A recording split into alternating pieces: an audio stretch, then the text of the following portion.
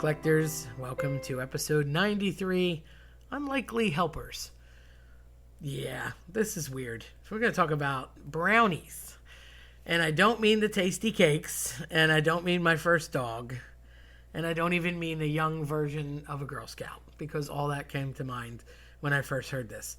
So apparently brownies are like some subdivision of household spirits related distantly to hobgoblins from the Scottish realm of things. So the Anglo-Saxon theory behind fairies and hobgoblins being a subsidiary of fairies, which we talked about in a previous episode, it turns out that the Scottish cousins are brownies. And brownies are basically household spirits that are sort of like a hobgoblin, just Scottish style. But they will perform chores, and they generally do them at night.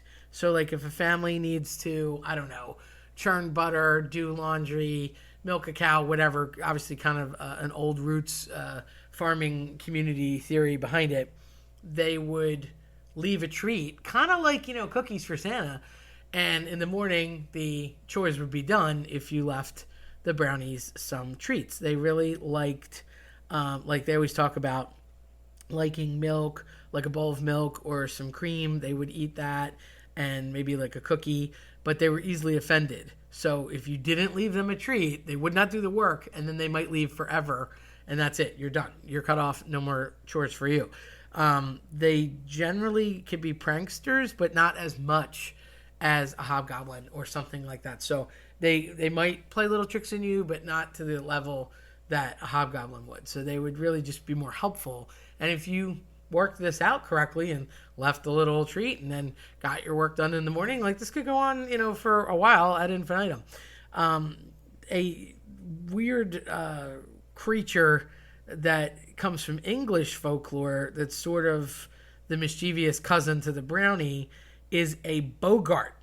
And that made me laugh because they tend to live in fields and marshes, and they're extremely mischievous creatures. So, of course, Bogart, I think Humphrey Bogart, I go right to the original Gerber baby, which, by the way, he was, and I think of the movie Casablanca. No, not talking about Humphrey.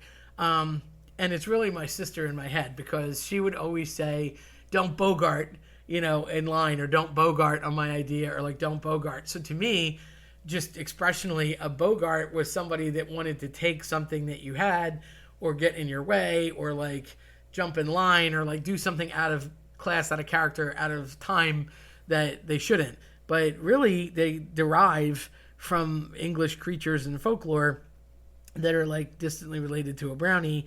It sounds like Bogarts are way worse than a brownie, but they're more mischievous, and they'll like come and mess with you, if you will. So it's kind of funny because I always think of my sister with Bogarts. And then another one that I had mentioned prior, and I just wanted to give a little more credit to, the wisps. And wisps, again, very Anglo-Saxon, but more Scottish than English, but both sort of embrace it in their culture. They're little small flames that are different colors, often blue, that tend to mislead travelers on purpose. They kind of resemble like a small lantern, and they just will create like a trail, and you would follow them. And people see light, so they think, oh, okay, follow that. That's got to be like a good pathway. But the path is often not to where you want to go. They're attributed to ghosts or fairies or elemental spirits, which begs the question of that movie Elemental. I haven't seen it yet for Disney, so who knows? Maybe that's has something to do with it. But Will-o'-the-Wisp is sort of the expression. And if you've watched, again, Brave, she follows the wisps and then ends up in the wrong spot in the forest and gets lost and bumps into the witch. So it could be a negative thing. Sometimes it's just a mischievous thing, like, haha, took you off course. Sometimes it's trying to get you to a bad place. But I wouldn't innately call wisps evil, more like pranksters and mischievous little derivatives of fairies. And they could be attributed to ghosts and things, but for the most part, the wills of the wisp, like, you're going to go wherever the wisp wills you to go. And generally people follow it because it's light, and they think, oh, the light is safe, if you will. So that's something that, you might see. But they're all kind of distantly related. Again, very Anglo-Saxon folklore kind of a thing. If you like what you heard today, then check out eclecticcollectionpodcast.com or follow us on your preferred platform. I'm Terry Tenaglia. Thanks for listening.